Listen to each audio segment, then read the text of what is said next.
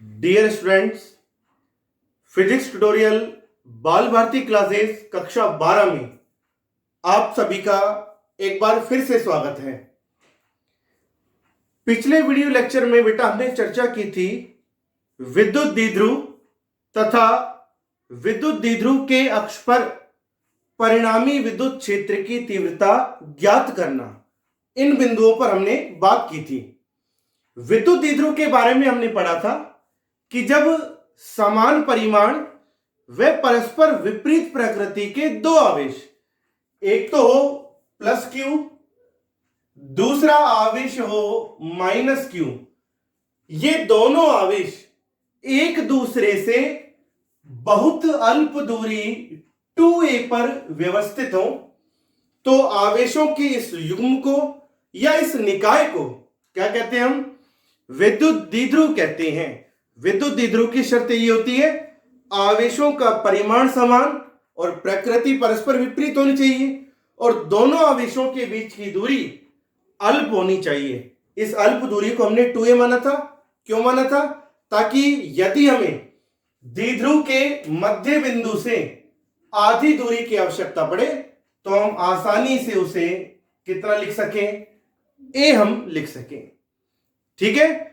विद्युत द्विध्रुव आघूर्ण के बारे में हमने पढ़ा था कि जब विद्युत द्विध्रुव में उपस्थित किसी आवेश के परिमाण और उन आवेशों के मध्य की अल्प दूरी 2a को गुणा करते हैं तो इन दोनों के गुणनफल को हम कहते हैं विद्युत द्विध्रुव आघूर्ण। यह एक सदिश राशि है जिसे हम सदिश रूप में लिखते हैं वेक्टर p बराबर q वेक्टर 2a। विद्युत द्विध्रुव आघूर्ण की दिशा हमेशा कहां से कहां की ओर होती है? ऋणावेश माइनस q से धनावेश प्लस q की ओर होती है। विद्युत द्विध्रुव आघूर्ण का मात्रक SI पद्धति में होता है कूलाम गुणा मीटर और CGS पद्धति में होता है स्टेट कूलाम गुणा मीटर। विद्युत द्विध्रुव का एक मात्रक और होता है डिवाई और एक डिवाई बराबर होता है 3.3 गुणा 10 की घात -30 कूलाम गुणा मीटर। यहां तक हमने पढ़ा था। फिर हमने बात की थी विद्युत द्विध्रुव के अक्ष तथा निरक्ष की। विद्युत द्विध्रुव का अक्ष क्या होता है? द्विध्रुव में उपस्थित दोनों आवेशों को मिलाते हुए गुजरने वाली रेखा। दोनों आवेशों को मिलाते हुए गुजरने वाली रेखा किसे दर्शाती है? विद्युत द्विध्रुव के अक्ष को। यही होगा। और विद्युत द्विध्रुव के अक्ष के लंबवत द्विध्रुव के मध्य बिंदु से गुजरने वाली रेखा, ऐसी रेखा जो विद्युत द्विध्रुव के अक्ष के लंबवत हो और विद्युत द्विध्रुव के मध्य बिंदु से गुजरे, उसे हम कहते हैं विद्युत द्विध्रुव का निरक्ष। अक्ष और निरक्ष परस्पर एक दूसरे के लंबवत होते हैं और इनकी दिशाओं के मध्य बढ़ने वाला कोण कितना होता है? 90 डिग्री। ठीक है। जब हम विद्युत द्विध्रुव के अक्ष या निरक्ष पर कोई भी बिंदु लें कि कोई भी बिंदु या तो विद्युत द्विध्रुव के अक्ष पर हो या विद्युत द्विध्रुव के निरक्ष पर हो, दोनों की जो दूरी होती है सदैव कहां से ली जाती है? विद्युत द्विध्रुव के मध्य बिंदु से ही नोट की जाती है। यह बताया था हमने। एक आदर्श विद्युत द्विध्रुव की शर्त क्या होती है कि विद्युत द्विध्रुव में आवेशों का परिमाण बहुत उच्च होना चाहिए, Q टेंडिंग टू इंफिनिटी, और आवेशों के मध्य की दूरी बहुत अल्प होनी चाहिए, 2a टेंडिंग टू 0। तो इस स्थिति में हम विद्युत द्विध्रुव को हम क्या कहते हैं?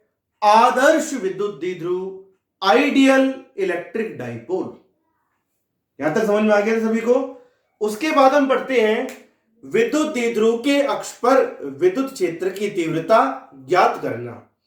यदि हम विद्युत द्विध्रुव के अक्ष पर इसके मध्य बिंदु से r दूरी पर कोई बिंदु लें P, तो बिंदु P पर दो विद्युत क्षेत्र उत्पन्न होंगे, एक तो धनावेश के कारण और एक ऋणावेश के कारण। तो उस बिंदु पर परिणामी विद्युत क्षेत्र की तीव्रता दोनों आवेशों के कारण जो कुल परिणामी विद्युत क्षेत्र की तीव्रता आती है ई बराबर ये आती है 2kp अपॉन आर क्यूब की तीव्रता दूरी के घन आर क्यूब के व्युत्त क्रमानुपाती होती है, ई समानुपाती 1 अपॉन आर क्यूब।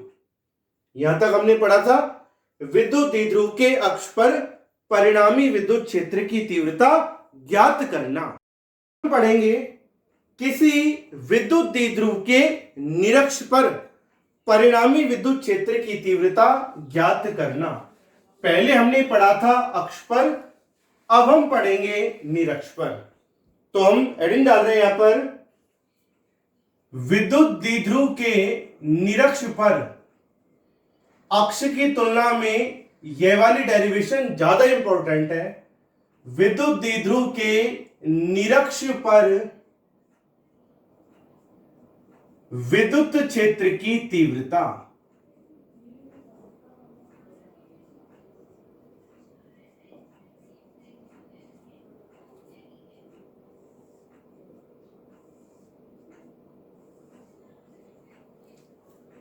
क्या होता है विद्युत द्विध्रुव का निरक्ष? मैंने आपको बताया था। हम क्या करते हैं, ये मान लीजिए एक विद्युत द्विध्रुव है ए बी। क्या है ए बी? एक विद्युत द्विध्रुव है जिसके बिंदु ए पर तो आवेश है प्लस क्यू, बी पर आवेश है माइनस क्यू, और दोनों आवेशों के मध्य की अल्प दूरी कितनी है? 2a। तो द्विध्रुव के मध्य बिंदु O के दोनों ओर यह दूरी हो जाएगी a प्लस ए, यही होगी। तो आप जानते हैं विद्युत द्विध्रुव का विद्युत द्विध्रुव आघूर्ण। तो जब आप विद्युत द्विध्रुव आघूर्ण निकालेंगे P किसके बराबर होगा? मैंने आपको बताया था विद्युत द्विध्रुव के आवेश का परिमाण वह आवेशों के मध्य की अल्प दूरी 2a का गुणनफल P बराबर आ जाएगा Q गुणा 2a। यही हुआ। अब हमें करना क्या है इसमें? हमें करना है विद्युत द्विध्रुव के निरक्ष पर विद्युत क्षेत्र की तीव्रता ज्ञात करनी है। क्या होता है निरक्ष? द्विध्रुव का ये तो हो गया अक्ष, अक्ष के लंबवत वह रेखा जो कहां से गुजरे? द्विध्रुव के मध्य बिंदु से गुजरे। तो ये एक रेखा है जो विद्युत द्विध्रुव के अक्ष के लंबवत और कहां से गुजर रही है? द्विध्रुव के मध्य बिंदु से गुजर रही है। इस निरक्ष पर एक बिंदु है P। हमें क्या करना है? इस बिंदु P पर परिणामी विद्युत क्षेत्र की तीव्रता ज्ञात करनी है जो विद्युत द्विध्रुव के निरक्ष पर है, पर मध्य बिंदु से कितनी दूरी पर है? स्मॉल r दूरी पर है। क्लियर? अब आप देखें इस बिंदु P पर कितने विद्युत क्षेत्र उत्पन्न होंगे? 2 विद्युत क्षेत्र उत्पन्न होंगे। एक तो होगा धनावेश के कारण और एक ऋणावेश के कारण। आप ही जानते हैं किसी बिंदु आवेश के कारण r दूरी पर विद्युत क्षेत्र उत्पन्न होता है KQ बटा R स्क्वायर। पर ये विद्युत क्षेत्र की तीव्रता तो तब निकालोगे आप जब आपको क्या पता हो? धनावेश की उस बिंदु से दूरी ज्ञात हो, तभी निकाल सकते हैं। यहां पर बिंदु P की दूरी द्विध्रुव के मध्य बिंदु से है। धनावेश और ऋणावेश आपको दिए क्या? नहीं दी। तो पहले हम इन दूरियों को कैलकुलेट करते हैं। तो देखें विद्युत द्विध्रुव के ऋणावेश की बिंदु P से जो दूरी होगी वह यही होगी, P से B को मिलाने वाली रेखा इसी रेखा के अनुदिशी होगी। और धनावेश की बिंदु P से दूरी क्या होगी? बिंदु A को P से मिलाने वाली रेखा के अनुदिश होगी, यही होगी। धनावेश की बिंदु P से दूरी होगी AP और ऋणावेश की बिंदु P से दूरी होगी P से B तक, यही दूरी होगी। अब आप खुद देखें ये दोनों क्या बन गए? समकोण त्रिभुज बन गए, समरूप है। देखो दोनों का आधार कितना है? देखो ये दोनों समकोण त्रिभुज की हम बात कर रहे हैं, AOP और समकोण त्रिभुज BOP बन गई ना। समकोण त्रिभुज की दो आकृतियां दोनों एक दूसरे के समरूप है। कैसे? दोनों का आधार कैसा है? समान। इस त्रिभुज का आधार भी स्मॉल ए है, इसका भी कितना है, स्मॉल ए। दोनों त्रिभुजों का जो लंब है वो भी कैसा है, उभयनिष्ठ है, कितना है, स्मॉल आर। तो जो ये दूरी होगी ए से लेकर पी तक और बी से लेकर पी तक, ये दूरियां किसके बराबर होगी, इन समकोण त्रिभुजों के कर्ण के बराबर होगी, यही होगी। और क्या होता है कर्ण बराबर अंडर रूट में आधार स्क्वायर प्लस लंब स्क्वायर, तो अंडर रूट में जाएगा R square plus A square, यही होगी ऋणावेश की बिंदु पी से दूरी। और धनावेश की भी बिंदु पी से दूरी यही होगी under root R square plus A square. पर निरक्षपर बिंदु पी की मध्य बिंदु से दूरी है आर, तो पाइथागोरस प्रमेय का उपयोग करेंगे। धनावेश की बिंदु पी से दूरी होगी under root R square plus A square, उतनी ही दूरी ऋणावेश की होगी under root R square plus A square, यही होगी। अब हम निकालेंगे विद्युत क्षेत्र। बिंदु पी पर दो विद्युत क्षेत्र उत्पन्न होंगे, धनावेश के कारण और ऋणावेश के कारण। तो सबसे पहले हम बात करें प्लस क्यू आवेश के कारण बिंदु पी पर विद्युत क्षेत्र की तीव्रता, विद्युत क्षेत्र की तीव्रता। मान लीजिए बिंदु P पर विद्युत क्षेत्र की तीव्रता का परिमाण कितना है, प्लस क्यू आवेश के कारण कितना है, E1। परिमाण निकाल रहे हैं, कितना होता है परिमाण विद्युत क्षेत्र का बिंदु आवेश के कारण, के क्यू बटा आर स्क्वायर। तो के यानी कि 1/4 पाई एप्सिलॉन नॉट, बिंदु आवेश है Q और बटा बिंदु आवेश प्लस Q की P से दूरी कितनी है, under root R square plus A square.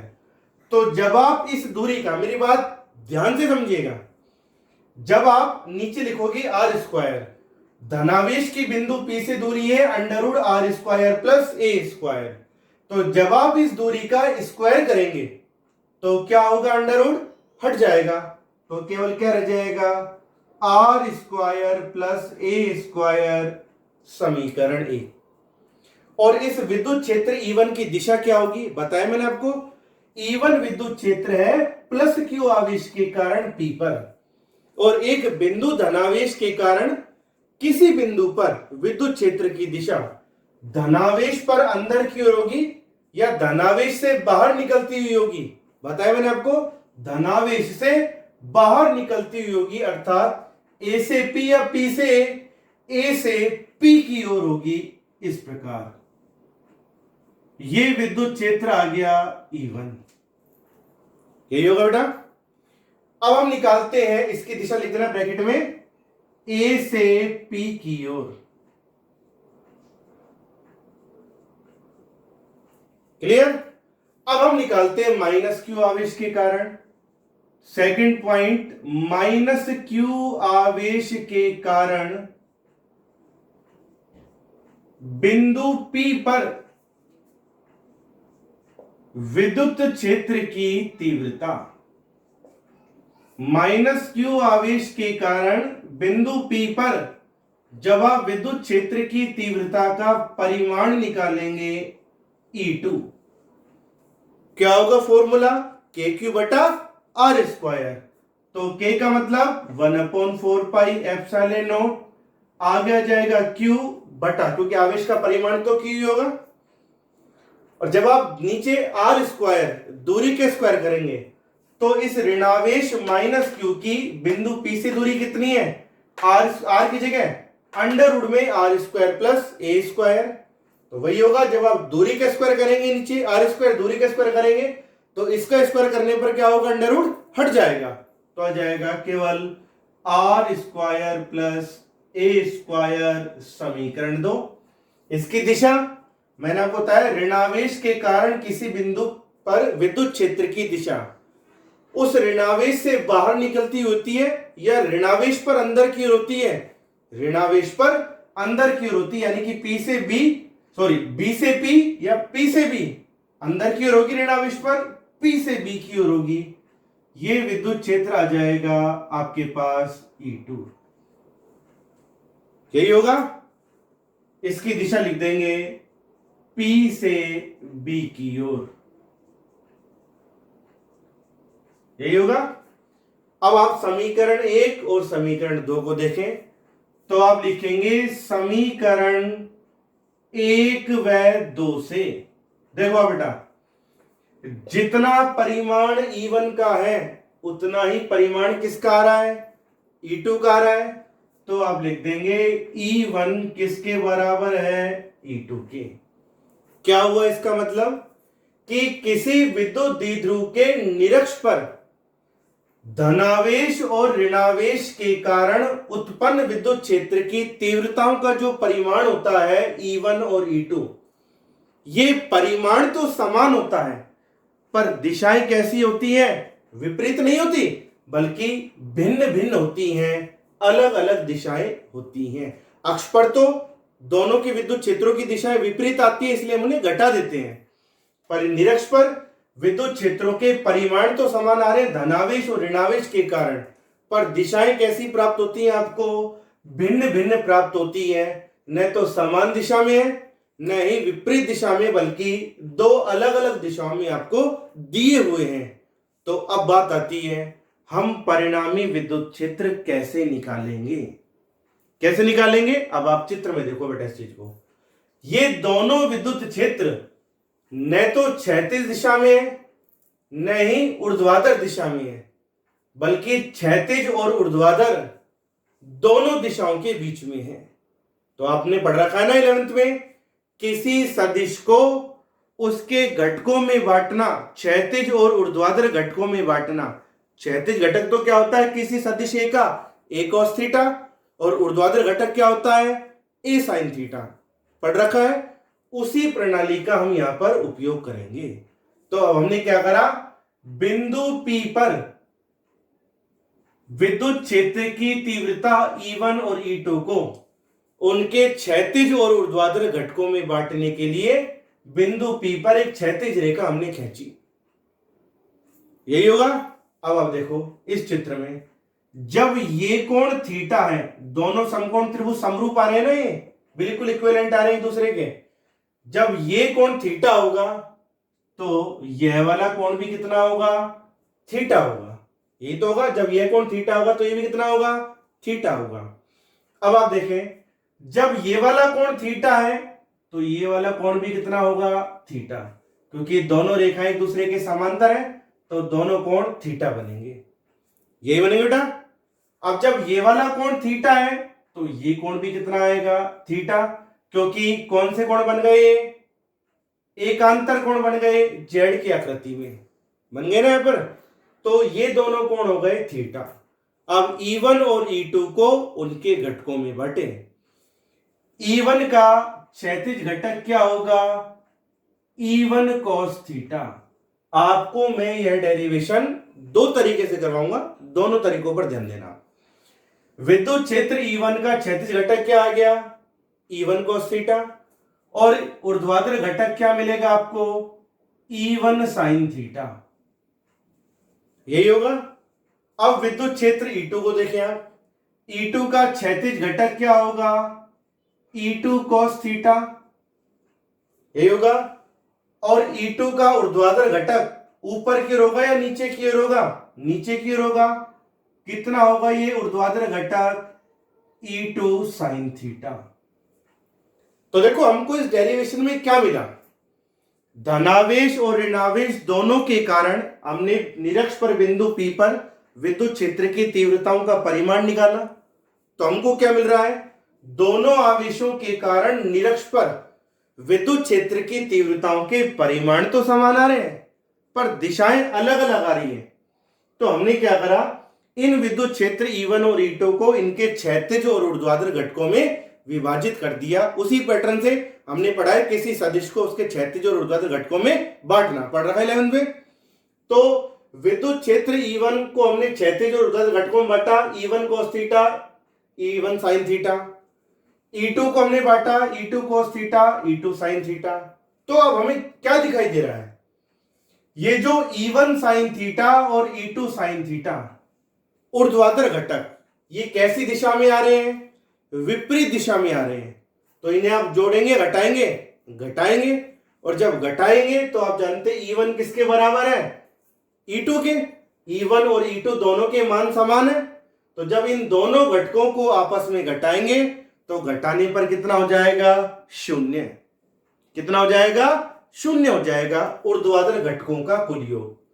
तो इनकी तो बात ही खत्म हो गई जब इनका कुल योग शून्य हो गया। तो अब आ जाओ क्षैतिज घटकों पर। ये जो क्षैतिज घटक है E1 cos थीटा और E2 cos थीटा, ये दोनों कैसी दिशा में है, समान दिशा में, और समान दिशा में है तो इन्हें जोड़ेंगे घटाएंगे, हम जोड़ देंगे, तो इसलिए आ जाएगा परिणामी विद्युत क्षेत्र। तो परिणामी विद्युत क्षेत्र जब आप निकालेंगे तो E बराबर दोनों के क्षैतिज घटकों को आप जोड़ दें, E1 cos theta plus E2 cos theta. तो E बराबर, अब आप यहां पर ध्यान दें, E1 और E2 दोनों के मान समान है, तो या तो हम E1 की जगह E2 रख दें या E2 की जगह E1 रख दें। कोई फर्क पड़ेगा क्या, नहीं पड़ेगा, क्योंकि दोनों के मान कैसे हैं, बराबर है। तो E1 cos थीटा तो हमने लिख ही दिया, प्लस में E2 की जगह हमने क्या रख दिया, E1, क्योंकि दोनों के मान बराबर है। आगे लिखा हुआ है cos थीटा, तो दोनों को जोड़ोगे तो क्या जाएगा, 2E1 cos थीटा। तो E1 हमारे पास है, हमारे पास क्या नहीं है, cos थीटा नहीं है, क्योंकि हमने कोण मारा है ना थीटा, तभी तालु ये। तो आप किसी भी समकोण त्रिभुज को पकड़े, दोनों इक्विवेलेंट है, चाहे AOP को पकड़े या BOP को पकड़े, दोनों एक जैसे समकोण त्रिभुज है, किसी को भी ले लें तो आ जाएगा। हम लिखते हैं समकोण त्रिभुज AOP में क्या आ जाएगा, cos थीटा बराबर क्या होता है, cos थीटा बराबर आधार बटा कर्ण। आधार क्या है, A, क्योंकि थीटा के सामने भुजा तो लंब हो गई, आधार क्या होगा इसका, A, और कर्ण क्या होगा, under root R square plus A square. तो आ जाएगा A बटा under root R square plus A square, यही होगा। तो आ जाएगा, इसलिए E बराबर, अब आप थोड़ा ध्यान दो बेटा, 2E1, E1 का मान रख दो, E1 का मान क्या हो गया, 1/4 पाई एप्सिलॉन नॉट Q बटा R square plus A square, रख दिया। 2E1, E1 का मान रख दिया, फिर क्या है आगे, cos थीटा। cos थीटा का मान हमने निकाल लिया, कितना है cos थीटा का मान, A बटा में under root R square plus A square. समझ में आ गया सभी को?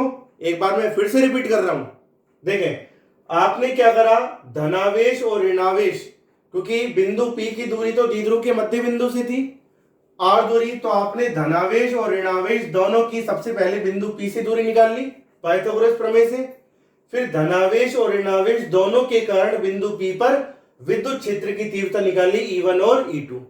हम क्या देखते हैं, दोनों विद्युत क्षेत्र E1 और E2 धनावेश और ऋणावेश के कारण जो मिल रहे हैं, दोनों के परिमाण तो समान आ रहे हैं, पर दिशा न तो समान आ रही है न विपरीत आ रही है, बल्कि भिन्न भिन्न आ रही है। E1 और E2 न तो क्षैतिज दिशा में न ही ऊर्ध्वाधर दिशा में। तो हमने बिंदु P पर एक क्षैतिज रेखा खींची और E1 और E2 को इनके क्षैतिज और ऊर्ध्वाधर घटकों में विभाजित किया। तो हम देखते हैं जो ऊर्ध्वाधर घटक है E1 sin theta E2 sin theta, क्योंकि E1 E2 दोनों के मान बराबर है, तो पर ये दोनों कैसी दिशा में है, विपरीत दिशा में। दोनों के मान समान है पर दिशा विपरीत है, तो जब विपरीत दिशा में इन्हें घटाओगे तो ये आपस में निरस्त हो जाएंगे, कितना होगा, शून्य। तो ऊर्ध्वाधर दिशा में तो कोई विद्युत क्षेत्र बचा ही नहीं, शून्य हो गया। क्षैतिज दिशा में E1 cos theta E2 cos theta एक ही दिशा में होने के कारण जुड़ जाएंगे, तो बिंदु P पर परिणामी विद्युत क्षेत्र क्या मिलेगा आपको, E1 cos theta plus E2 cos theta.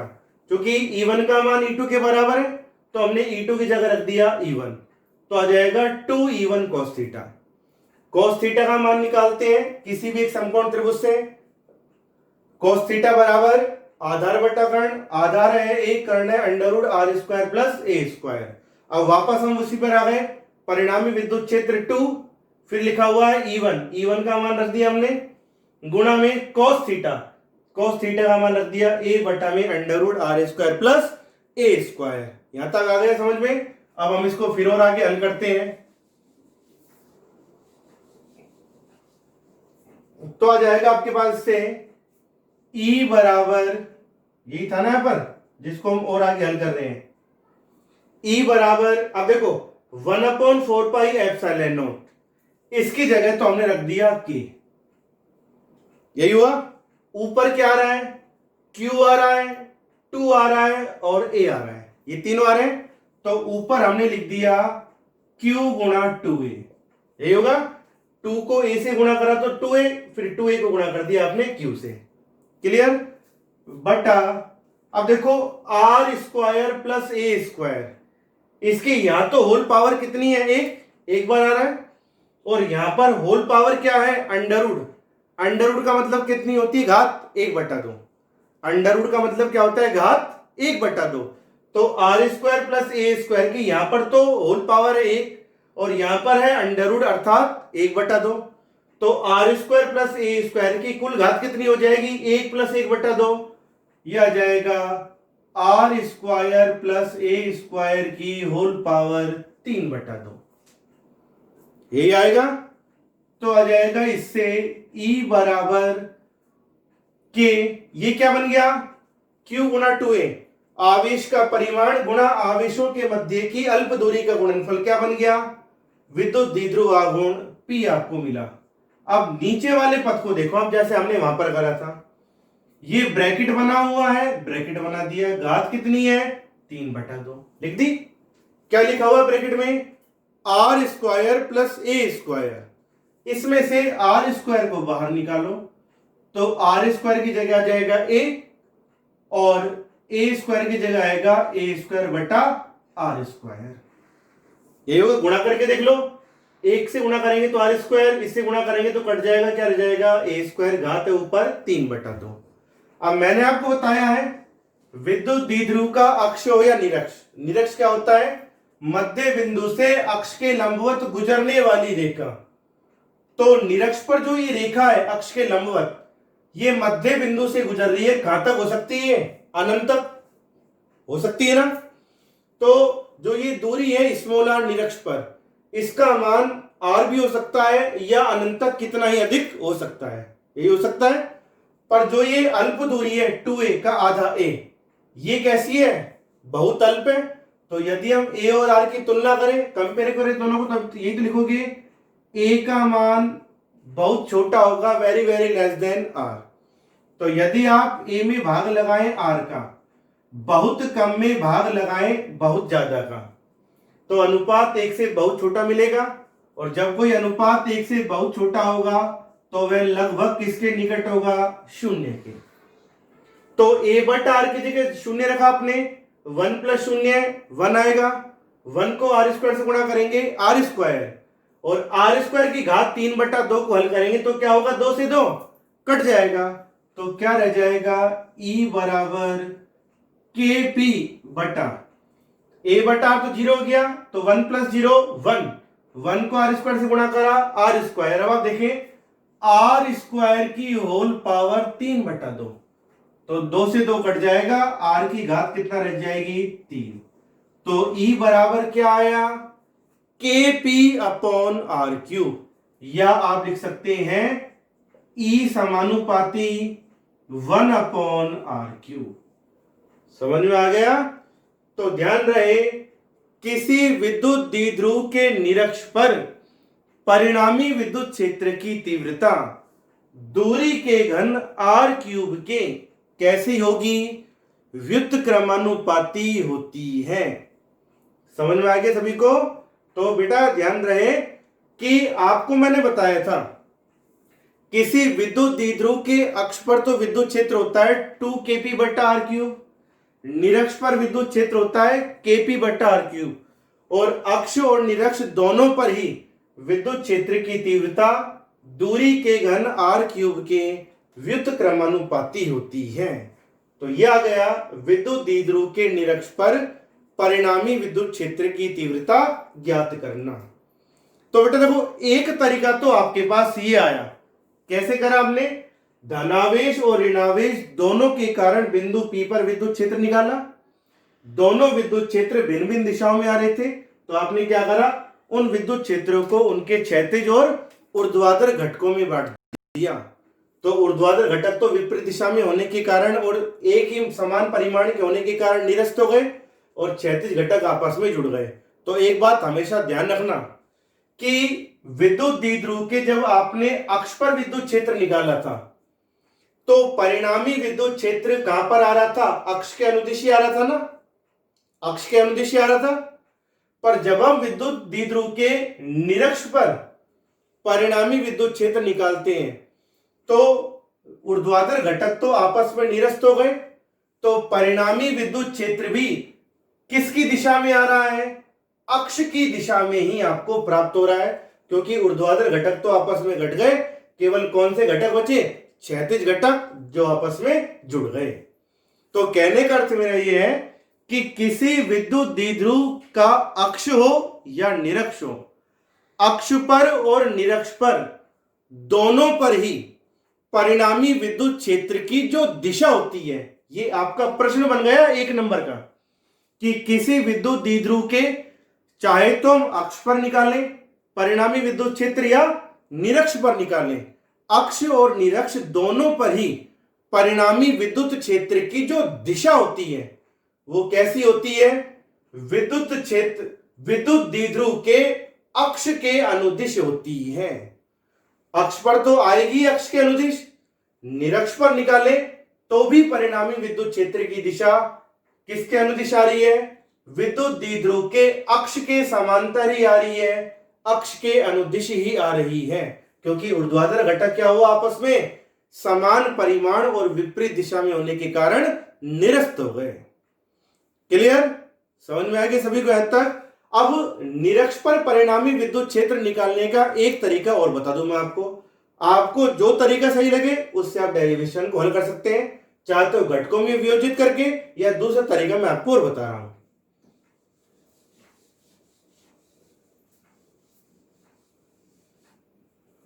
देखो बेटा, दूसरा तरीका ये आ जाता है आपके पास, यही दे रखे थे आपको, ये विद्युत क्षेत्र था E1, ये विद्युत क्षेत्र आ जाता है E2। दोनों विद्युत क्षेत्र परिमाण में समान थे और दिशा में अलग अलग थे। क्लियर, पहले तो हमने क्या करा, इनको इनके क्षैतिज और ऊर्ध्वाधर घटकों में वियोजित करके फिर कैलकुलेशन करी। दूसरा तरीका और बताऊं जो आपको इजी लगे आप उसको काम में लें। हम न तो इनको क्षैतिज घटकों में बांट रहे हैं, न ही ऊर्ध्वाधर घटकों में बांट रहे हैं। जब ये कोण थीटा था तो ये वाला कोण भी थीटा था, क्योंकि P पर ये रेखा अक्ष के समांतर है। जब ये वाला कोण थीटा है तो ये वाला कोण भी कितना हुआ, थीटा, क्योंकि कौन सा कोण बन रहा है, ये एकांतर कोण ये बन रहा है ना। तो विद्युत क्षेत्र E1 और E2, धनावेश के कारण बिंदु P पर विद्युत क्षेत्र E1, ऋणावेश के कारण बिंदु P पर विद्युत क्षेत्र E2, दोनों भिन्न भिन्न दिशाओं में है और दोनों की दिशाओं के मध्य कुल कोण कितना हो गया, थीटा प्लस थीटा बराबर कितना बना आपको, 2 थीटा। यही मिला आपको। मैंने आपको बता रखा है जब दो सदिश परस्पर एक दूसरे, जब मैंने आपको बताया है जब दो विद्युत क्षेत्र परस्पर एक दूसरे की दिशा से थीटा कोण बनाते हो तो परिणामी विद्युत क्षेत्र कितना होता है, अंडर रूट में E1 square plus E2 square plus 2E1 E2 cos theta. यही होता है ना परिणामी विद्युत क्षेत्र। यहां पर दोनों की दिशाओं के मध्य कोण थीटा या 2 थीटा है, 2 थीटा, तो cos थीटा की जगह लिख देंगे आप, परिणामी विद्युत क्षेत्र निकाल रहे हैं आप, तो under root E1 square plus E2 square plus में 2E1 E2 cos थीटा की जगह लिख देंगे, टोटल कोण कितना है, 2 थीटा। लिख दिया आपने। अब आपने जब कैलकुलेशन की थी तो देखा था ना, निरक्ष पर धनावेश और ऋणावेश दोनों के विद्युत क्षेत्रों का परिमाण E1 और E2 कैसे आ रहे थे, समान आ रहे थे। E1 किसके बराबर आ रहा था, E2 के बराबर आ रहा था। तो अब चाहे E1 की जगह E2 रख दो या E2 की जगह E1 रख दो, तो हम यहां पर E2 की जगह रख रहे हैं E1, तो E1 स्क्वायर E2 की जगह में रख दिया आपने E1 स्क्वायर, क्योंकि दोनों के परिमाण समान है, प्लस में 2E1। E2 की जगह में जब आप E1 रखोगे तो E1 स्क्वायर आ जाएगा cos 2 थीटा। E बराबर अंडर रूट में क्या कॉमन आ रहा है इनमें, E1 स्क्वायर कॉमन आ रहा है, ये कॉमन आ रहा है, तो यहां पर क्या बचेगा एक, यहां पर भी बचेगा एक, प्लस में क्या बचेगा 2 cos 2 थीटा, यही आएगा। तो E बराबर E1 स्क्वायर को वर्गमूल से बाहर निकालो तो कितना आ जाएगा E1, ये आएगा ना, E1 स्क्वायर को जब वर्गमूल से बाहर निकालेंगे तो कितना आएगा E1 आ जाएगा। अब आ जाएगा अंडर रूट में, अब देखो क्या बचा 2 प्लस में 2 cos 2 थीटा, यही होगा। E बराबर E1 अंडर रूट में इन दोनों में क्या कॉमन आ रहा है, 2 कॉमन आ रहा है, तो आ जाएगा 1 प्लस में cos 2 थीटा, यही होगा। तो आ जाएगा इससे E बराबर E1 अंडर रूट में 2 1 प्लस क्या है आपके पास cos 2 थीटा। आपने त्रिकोणमितीय सूत्र पढ़ा हुआ है cos 2 थीटा का, cos 2 थीटा का ये लिख देता हूं मैं, cos 2 थीटा का त्रिकोणमितीय सूत्र होता है 2 cos स्क्वायर थीटा माइनस 1, ये होता है cos 2 थीटा का त्रिकोणमितीय सूत्र। तो आ जाएगा cos 2 थीटा की जगह 2 cos स्क्वायर थीटा माइनस 1, क्या होगा 1 से 1 कैंसिल हो जाएगा, तो 2 cos स्क्वायर थीटा, इसको 2 से गुणा और करेंगे तो क्या आ जाएगा, E1 तो बाहर है ही, क्या आ जाएगा 4 cos स्क्वायर थीटा, तो आ जाएगा E1 4 का वर्गमूल 2 और cos स्क्वायर थीटा का वर्गमूल cos थीटा, तो क्या बन गए 2E1 cos थीटा, आ गया ना भाई, वही आ गया ना परिणामी विद्युत क्षेत्र 2E1 cos थीटा, जो हमको वहां पर मिल रहा था। जब हम ऊर्ध्वाधर घटकों को देखते हैं तो इनके मान तो समान है पर दिशा विपरीत आपस में कैंसिल हो जाएंगे, क्षैतिज घटक आपस में जुड़ जाएंगे, तो जब हम E1 cos थीटा और E2 cos थीटा को आपस में जोड़ते हैं, E1 E2 के मान बराबर है, E2 की जगह हम E1 रखते हैं तो क्या आता है परिणामी विद्युत क्षेत्र, वही तो आता है 2E1 cos थीटा, और जब हम इसकी कैलकुलेशन करते हैं आगे 2E1 का मान रखकर cos थीटा का मान रखकर, तो आपको वही रिजल्ट मिलेगा ना, क्या मिलता है परिणामी विद्युत क्षेत्र Kp अपॉन R3, आ गया ना वही रिजल्ट। तो आपकी इच्छा है आप किसी भी तरीके से कर सकते हैं, निरक्ष पर परिणामी विद्युत क्षेत्र आपसे पूछे विद्युत द्विध्रुव के निरक्ष पर, तो चाहो तो आप E1 और E2 को उनके क्षैतिज और ऊर्ध्वाधर घटकों में वियोजित करके इसे हल कर दें, या E1 और E2 की दिशाओं के मध्य टोटल कोण कितना बनेगा 2 थीटा, तो परिणामी विद्युत क्षेत्र होगा E बराबर under root E1 square plus E2 square plus में 2E1 E2 cos थीटा की जगह क्या जाएगा 2 थीटा। इस पैटर्न से भी हल कर दें तो लास्ट में वही आ जाएगा E बराबर 2E1 cos थीटा, और जब हम 2E1 और cos थीटा का मान निकालेंगे आधार बटा कर्ण से और डेरिवेशन को आगे हल करेंगे तो आपको वही रिजल्ट प्राप्त हो जाएगा Kp बटा R3, ठीक है। तो ये हुआ विद्युत द्विध्रुव के निरक्ष पर परिणामी विद्युत क्षेत्र की तीव्रता ज्ञात करना।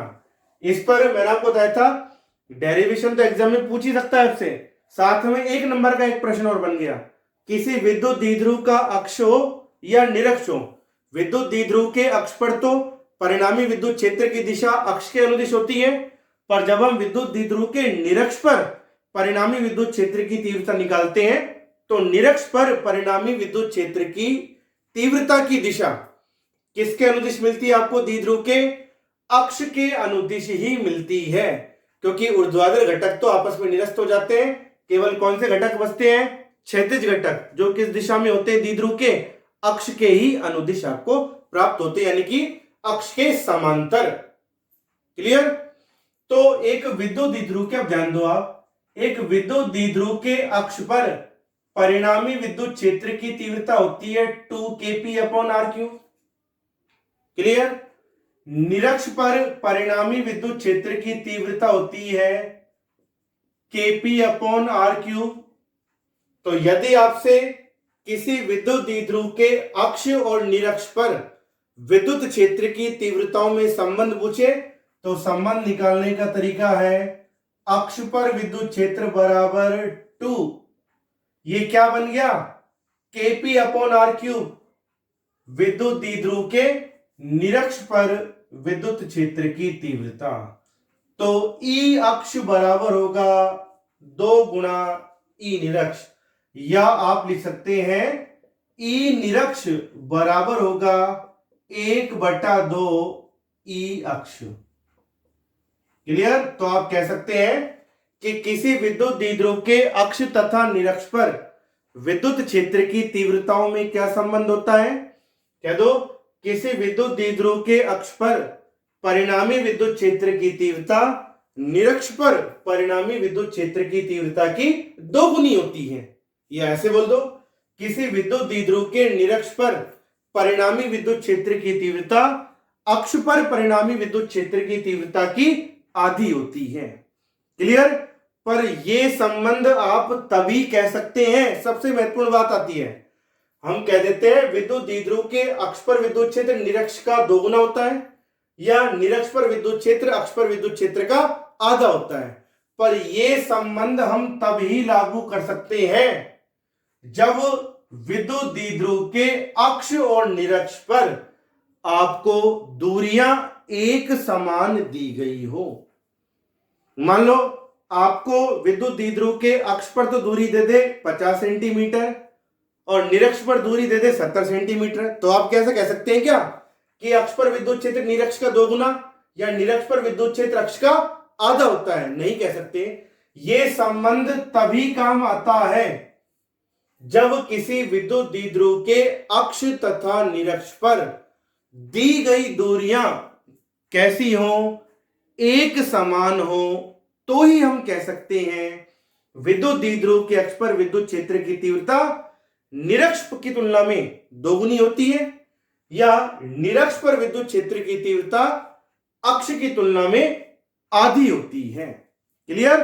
तभी बोलना है जब अक्ष और निरक्ष पर दूरियां आपको एक समान दी गई हो, जितनी दूरी अक्ष पर हो उतनी दूरी निरक्ष पर हो। क्लियर। तो ये था विद्युत द्विध्रुव के अक्ष और निरक्ष पर परिणामी विद्युत क्षेत्र की तीव्रता ज्ञात करना और इन विद्युत क्षेत्र की तीव्रताओं के मध्य संबंध ज्ञात करना। और विद्युत द्विध्रुव का अक्ष हो या निरक्ष हो, दोनों पर विद्युत क्षेत्र की तीव्रता दूरी के घन के व्युत्क्रमानुपाती होती है। तो इससे हमको बेटा एक निष्कर्ष और मिलता है, ये आप ध्यान दो। जब हम किसी बिंदु आवेश Q के कारण r दूरी पर विद्युत क्षेत्र निकालते हैं, तो बिंदु आवेश Q के कारण r दूरी पर विद्युत क्षेत्र होता है kq/r², और यह विद्युत क्षेत्र की तीव्रता किसके व्युत्क्रमानुपाती होती है, दूरी के वर्ग के। पर जब हम किसी विद्युत द्विध्रुव के अक्ष पर या निरक्ष पर विद्युत क्षेत्र की तीव्रता निकालें, तो यह विद्युत क्षेत्र की तीव्रता किसके व्युत्क्रमानुपाती होती है, दूरी के वर्ग के या दूरी के घन के, दूरी के घन के व्युत्क्रमानुपाती होती है। तो एक निष्कर्ष और ध्यान रखना, किसी बिंदु आवेश के कारण विद्युत क्षेत्र की तीव्रता तो दूरी के वर्ग के व्युत्क्रमानुपाती होती है, पर एक विद्युत द्विध्रुव के कारण अक्ष या निरक्ष पर विद्युत क्षेत्र की तीव्रता दूरी के वर्ग के व्युत्क्रमानुपाती न होकर दूरी के घन के व्युत्क्रमानुपाती होती है। तो ये एक अंतर आ गया, एक बिंदु आवेश के कारण हम विद्युत क्षेत्र की तीव्रता निकालें और एक विद्युत द्विध्रुव के कारण विद्युत क्षेत्र की तीव्रता निकालें, दोनों के मध्य। समझ में आ गया सभी को।